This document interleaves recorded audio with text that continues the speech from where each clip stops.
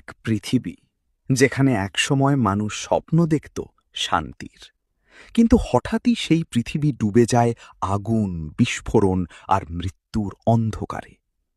আকাশ থেকে ঝরছিল বোমা, মাটিতে গর্জে উঠছিল ট্যাঙ্ক, আর কোটি কোটি মানুষ হারিয়ে যাচ্ছিল ইতিহাসের সবচেয়ে ভয়ঙ্কর যুদ্ধের ভেতর।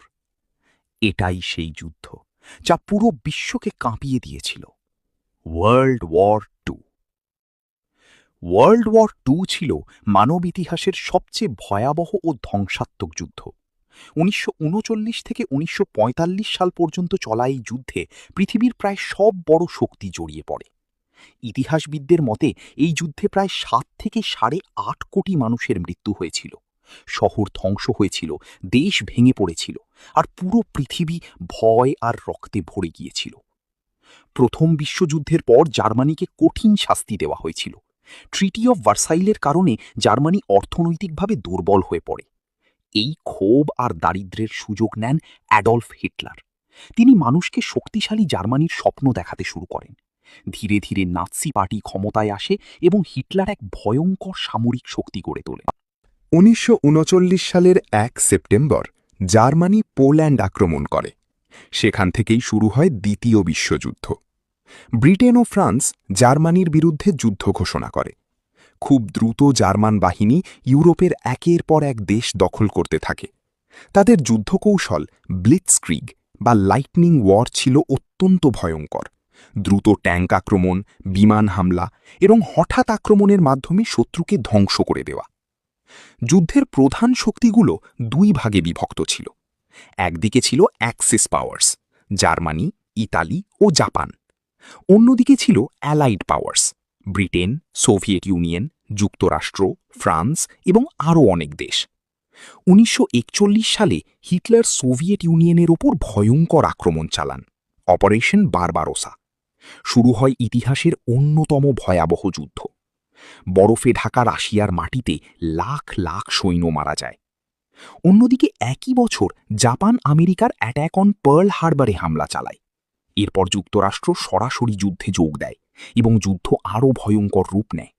ইউরোপ জুড়ে তখন ধ্বংসের রাজত্ব। শহরের পর শহর বোমায় ধ্বংস হয়ে যাচ্ছিল। লন্ডন, বার্লিন, স্ট্যালিনগ্রাড, সব জায়গায় শুধু আগুন আর মৃত্যু। শিশু, নারী, বৃদ্ধ কেউ নিরাপদ ছিল না। লক্ষ লক্ষ মানুষ ঘর হারায়। অনেক শহর পুরোপুরি ধ্বংসস্তূপে পরিণত হয়। এই যুদ্ধের সবচেয়ে অন্ধকার অধ্যায়গুলোর একটি ছিল দ্য হলোকস্ট। নাৎসি বাহিনী প্রায় ৬০ লাখ ইহুদিকে হত্যা করে। কনসেন্ট্রেশন ক্যাম্পগুলোতে মানুষকে অমানবিক নির্যাতন ও গণহত্যার শিকার হতে হয়।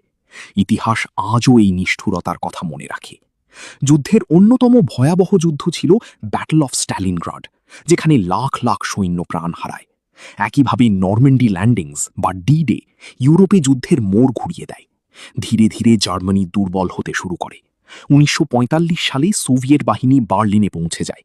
হিটলারের সাম্রাজ্য ভেঙে পড়তে শুরু করে। শেষ পর্যন্ত হিটলার আত্মহত্যা করেন।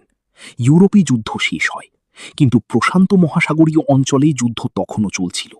যুদ্ধ শেষ করার জন্য যুক্তরাষ্ট্র জাপানের ২টি শহর অ্যাটমিক বম্বিংস অফ হিরোশিমা অ্যান্ড নাগাসাকিতে পারমাণবিক বোমা ফেলে। মুহূর্তের মধ্যে পুরো শহর আগুনে পুড়ে যায়। লাখ লাখ মানুষ মারা যায় বা বিকলাঙ্গ হয়ে পড়ে। এর কিছুদিন পর জাপান আত্মসমর্পণ করে এবং দ্বিতীয় বিশ্বযুদ্ধের সমাপ্তি ঘটে। কিন্তু যুদ্ধ শেষ হলেও পৃথিবী আর আগের মতো ছিল না। কোটি কোটি মানুষ মারা গিয়েছিল, অসংখ্য পরিবার ধ্বংস হয়েছিল, শহরগুলো ধ্বংসস্তূপে পরিণত হয়েছিল। এই যুদ্ধ মানুষকে দেখিয়ে দিয়েছিল ক্ষমতার লোভ কত ভয়ঙ্কর হতে পারে।